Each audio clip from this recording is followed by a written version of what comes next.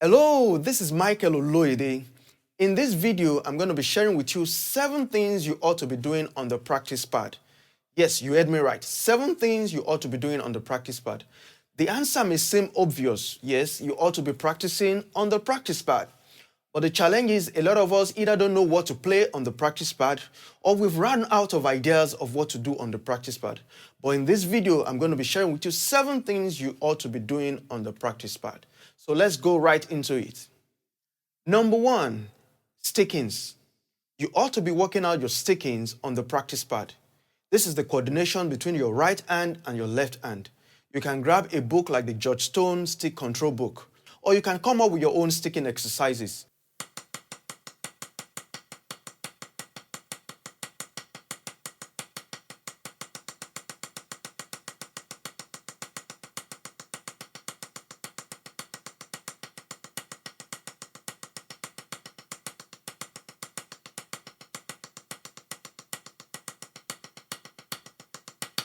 The essence of working out your sticking on the practice pad is it's to develop your muscle memory. So when you get on the drum set, you're not thinking about which hand is meant to play what instrument.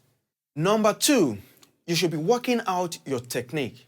There are various hand techniques available to us as drummers. Either you're working on your wrist, your fingers, or you're working on some hybrid technique, such as open and close or the push-pull. Fingers,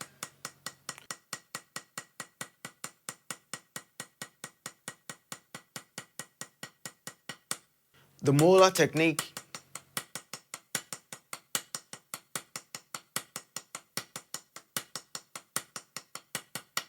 the wrist,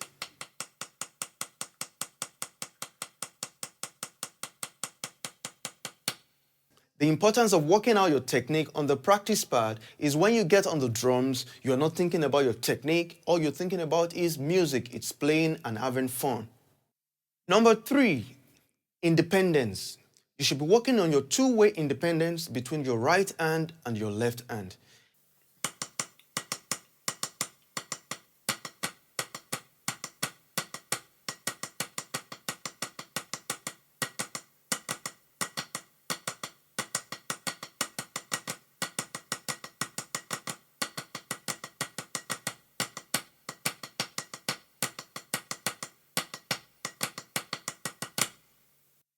Working out your independence on the practice pad actually saves you a lot of time when you get to practice on the drum set. Number 4, your weak hand. You need to spend time on developing your weak hand in your practice pad session. As a right-handed player, my weak hand is my left hand. As a left-handed player, your right hand naturally is your weak hand. You need to spend time on developing your weak hand, developing strength, developing feel and technique in your weak hand.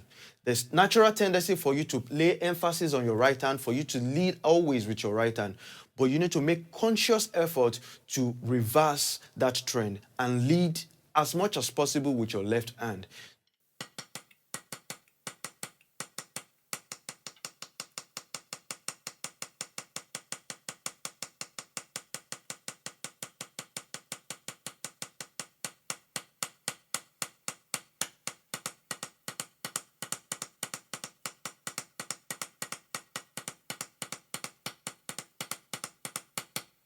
Number 5, time.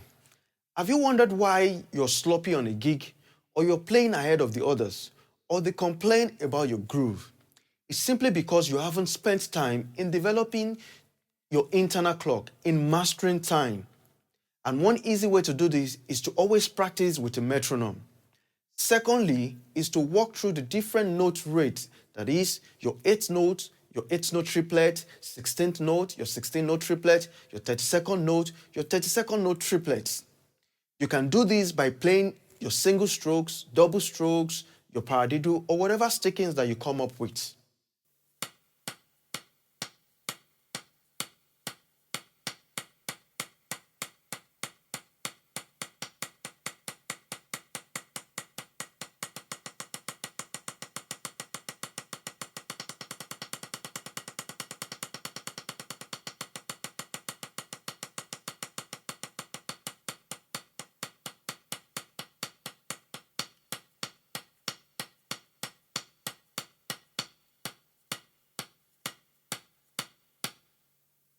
Number 6, tone development.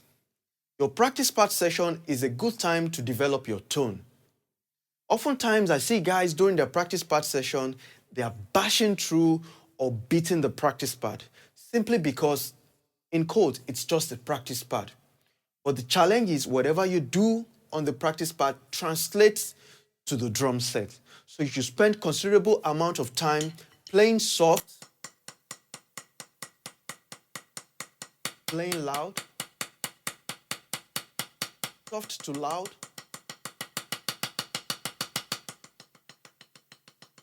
loud to soft, and everything in between.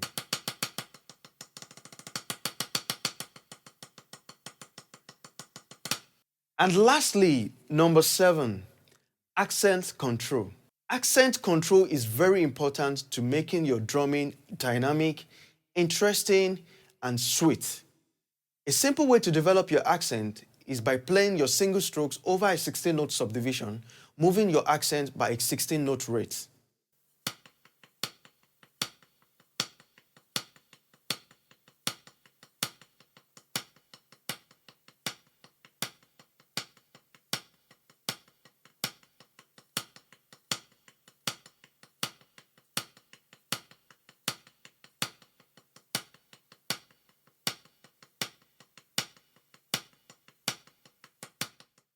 You can as well do this exercise using a paradiddle or any other sticking that comes to mind.